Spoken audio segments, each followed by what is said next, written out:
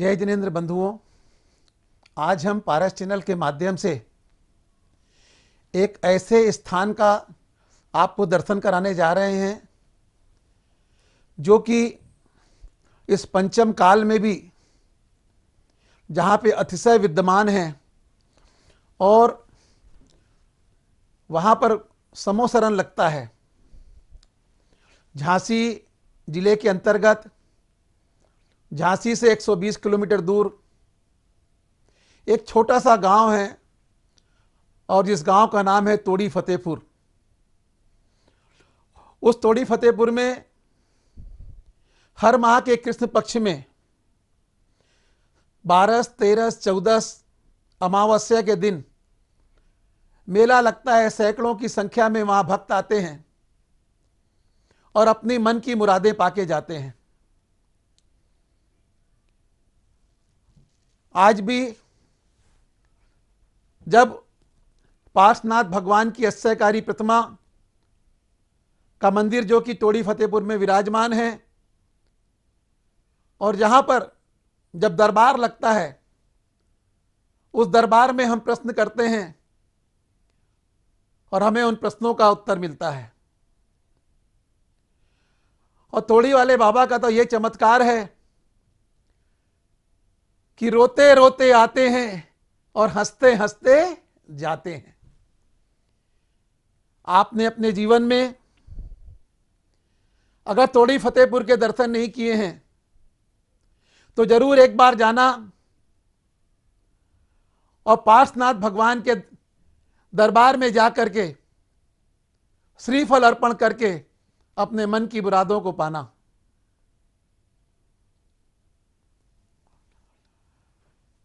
एक ऐसा दरबार जहां सब बीमार व्यक्ति आता है वो स्वस्थ होके जाता है, जो लंगड़ा के आता है वो चल के जाता है। कहते हैं किसी का कैंसर ठीक हो रहा है, कई प्रकार की आदि व्याधि दूर होती है। ऐसा दरबार तोड़ी वाले बाबा के दरबार में आप जरूर आएं और आइए हम वहाँ तोड़ीपुर वाले बाबा के प्रवचन और आपको वहाँ के दर्शन कराते हैं पारस चैनल के माध्यम से। आप देखते रहिए तोड़ी वाले बाबा अश्चर्यकारी भगवान पार्श्वनाथ भगवान के दर्शन कर अपने जीवन को धन्य करें। जय जिनेंद्र। उत्तर प्रदेश के जिला झांसी में मऊरानीपुर के समीप स्थित अतिशय क्षेत्र तोड़ी फतेहपुर एक ऐसा अद्भुत क्षेत्र है जहां देवभूत अतिशयों का आज भी प्रत्यक्ष देखा एवं अनुभव किया जा सकता है तथा जहां मात्र वीतरागी जिनेंद्र भगवान के अलावा अन्य किसी भी प्रकार के मिथ्यात्व पोषक देवी देवताओं की पूजा भक्ति आदि न होती है और न ही प्रत्यक्ष अथवा परोक्ष रूप से ऐसी प्रेरणा दी जाती है, बल्कि दृढ़ता पूर्वक गृहीत मिथ्यात्व पोषक क्रियाओं रागी देवी देवताओं आदि की मान्यता को छुड़ाकर वीतरागी देव शास्त्र गुरु का सदाचारी श्रावक बनने का रास्ता बताया जाता है। क्षेत्र पर आज भी रत्न वृष्टि देखने को मिलती है। वर्ष 2021 के भाद्र पक्ष में क्षेत्र पर अढ़ाई द्वीप विधान संपन्न किया गया। नियम त्याग पवित्रता एवं श्रावकों द्वारा लगातार एक अन्न का भोजन किया गया, जिसके फलस्वरूप हवन की पूर्णाहुति के कुंड से लगातार घी का निकलना प्रत्यक्ष चमत्कार को दर्शाता है। इसके 4 पन होते हैं।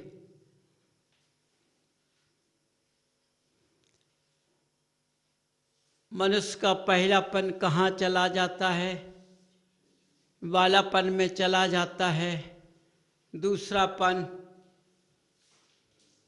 जवानी में चला जाता है। तीसरा जन्म मानव जीवन में चला जाता है। चौथा पन बुढ़ापे में चला जाता है। देखो, जब बच्चा गर्भ से निकलता है कैसा निकलता है और ये बालक अवस्था में अज्ञान होता है। समझो,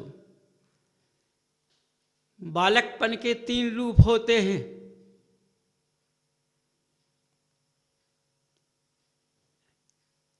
बच्चा जब अज्ञान होता है, अज्ञान के कारण अज्ञानता में निर्विकार होता है।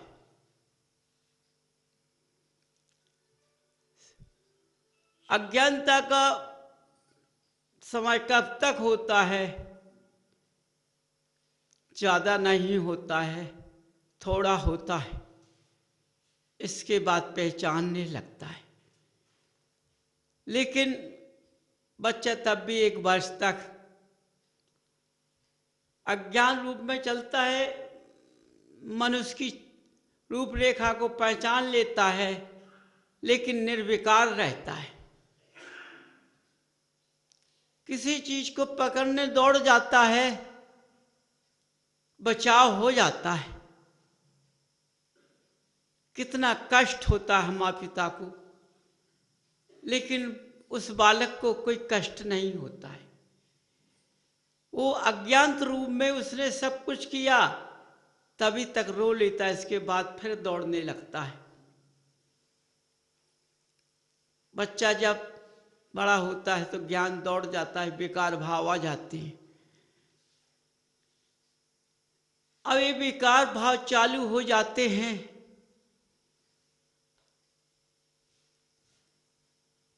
इसका सुझाव जिस सांसे में ढालो उस सांसे में ढलना चालू हो जाता है।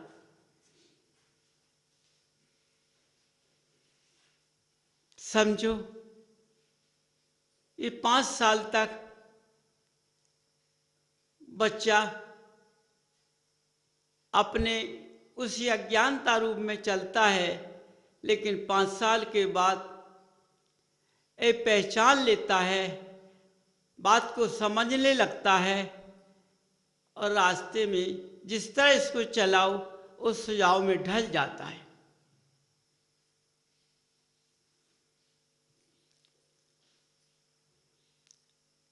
इसके बाद ये बच्चा 15 वर्ष तक बाल रूप रेखा में चलता है, ढल गया सुझाव में।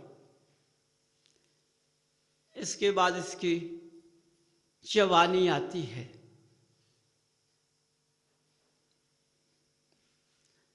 देखो, बच्चा 15 साल में जिस तरह ढल गया उसी तरह उसका ढलता हुआ चलता है। अब जिसमें सांसे में ढल गया उसी सांसे के अनुसार बच्चा अपनी अंगड़ाई लेने लगता है। यदि अच्छे सांस में ढलता है तो महानता रहती है, गलत सांस में चलता है तो महानता चली जाती है।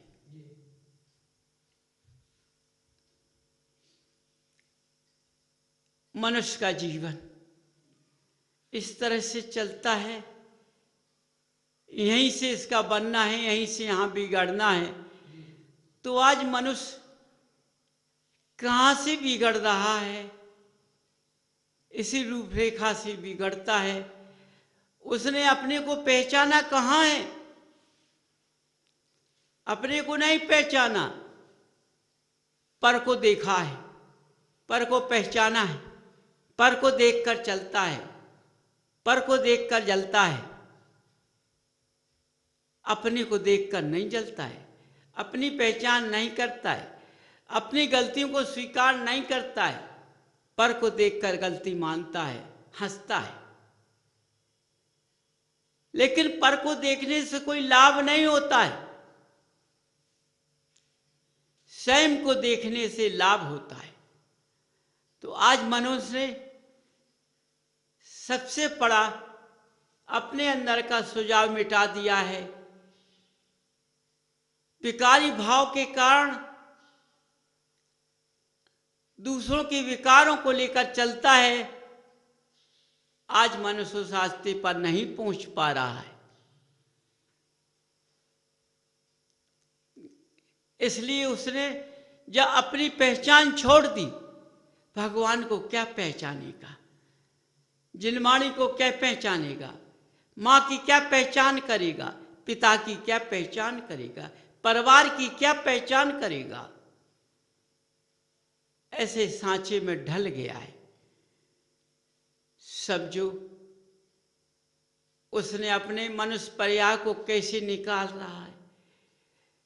देखो कितनी योनियां होती हैं, मुख मनुष्य पर्याय होती है, और इस मनुष्य पर्याय से ही ये लाखों 84 लाख योनियां मिलती हैं, इसी मनुष्य पर्याय से। और इसी मनुष्य पर्याय से 84 लाख योनियां मिटती हैं। बंधु समझो, बनना ही बिगड़ना ये मनुष्य का चौराहा है, कोई चौराहा नहीं। मनुष्य गति में मनुष्य का चौराहा है। यदि इस चौराहे को उसने समझ लिया, इस चौराहे से अपनी रास्ता को बदल लिया, तो चल देता है। आज क्या है, आज मनुष्य चार पन में चलता है,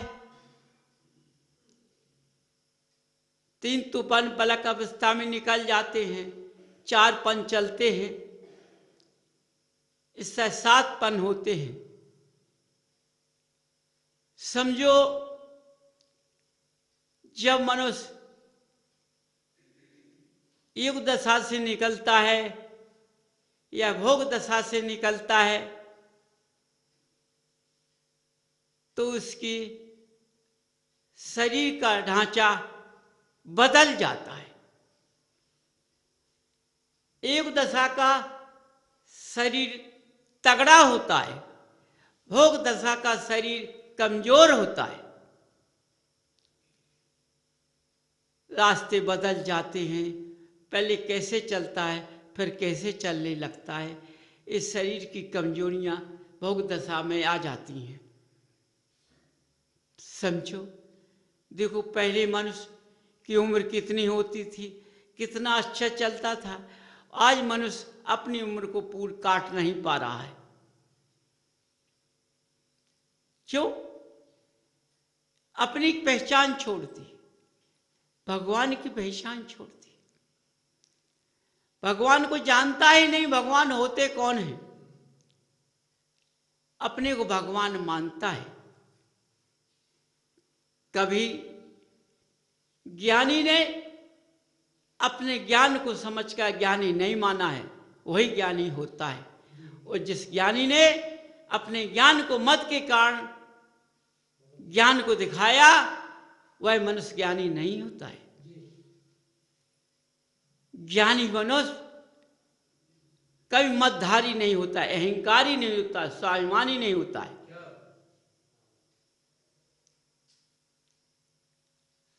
जो ज्ञान जिसके अंदर मद भरा है, अहंकार भरा है, स्वाभिमान भरा है, क्रोध भरा हुआ है, वह ज्ञानी नहीं है। वो ज्ञानी मानता है अपने को, लेकिन वह ज्ञानी नहीं है। क्यों? ज्ञानी का रूप बदल गया है। समझो, रूप बदल गया है ज्ञानी का। लेकिन ज्ञानी जो होता है उसका रूप नहीं बदलता है, वो ज्ञानी कहलाता है। ज्ञानी के अंदर कभी स्वाभिमान नहीं होता है, क्रोध नहीं होता है, मान नहीं होता है, अहंकार नहीं होता है। यदि उस व्यक्ति से कोई अशब्द भी बोल जाए तो हंस के समझा देता है, हंस के उस बात को टाल देता है। समझो, ज्ञानी ने दूसरे को कैसा बोल देख करके उसको किस तरह समझाया, हंस खेल कर, वही ज्ञानी कहलाता है। आज चारों तरफ ज्ञानी देखो कैसे हैं, स्वयं देख रहे हो, जरा जरा सी बात पर क्रोध आ जाता है, जरा सी बात में अहंकार भर जाता है, कहां बोल जाता है। बोलने में अपने को भूल जाता है, धर्म को भूल जाता है, अधर्म की वाणी को बिखेर देता है। ज्ञानी के शब्द से कभी बोली तीव्र नहीं निकलती है। अधर्म ज्ञानी के अंदर से ज्ञानी की बात तीव्र निकलती है। तीव्र निकलने से अज्ञानता छा जाती है, लेकिन वह अपने को ज्ञानी मानता है। लेकिन चारों तरफ देखा जाए तो वह अज्ञानी कहलाता है, लेकिन अपने को अज्ञानता में अज्ञानी नहीं मानता है। समझो यही उसको बुद्धि का विकार है। देखो बंधु, ये मनुष्य पर्याय कैसे बनती है, कैसे ऊंची उठती है। ये मनुष्य पर्याय जब अपने को पहचान लेती है तो भगवान को भी पहचान लेती है, इस सारे जीवों को पहचान लेता है। एक ज्ञानी जीव हर जीव को पहचान ज्ञानी के अंदर उतर जाती है। उस ज्ञान के कारण वह ज्ञानी को वह ज्ञानी समझाता है। समझो, यदि ज्ञानी से ज्ञानी भिड़ जाता है तो ज्ञान का मद नहीं दिखाता है, अज्ञानता रूपी ज्ञानी बनकर के बैठ जाता है। अपना ज्ञान नहीं सामने दिखाता है, वही ज्ञानी कहलाता है। और जिसने दूसरों के सामने अपना ज्ञान बगराया, ज्ञान को दिखाया, वो ज्ञानी नहीं कहलाता है, अज्ञानी कहलाता है। समझो बंधुओं, आज चारों तरफ देख कर चलो। ज्ञानी को कोई पहचानता नहीं, ज्ञानी की कोई पहचान नहीं होती। अज्ञानी की चारों तरफ पहचान होती है। उसी के पास भिंड, उसी के पास चारों तरफ जुड़ाव होता है।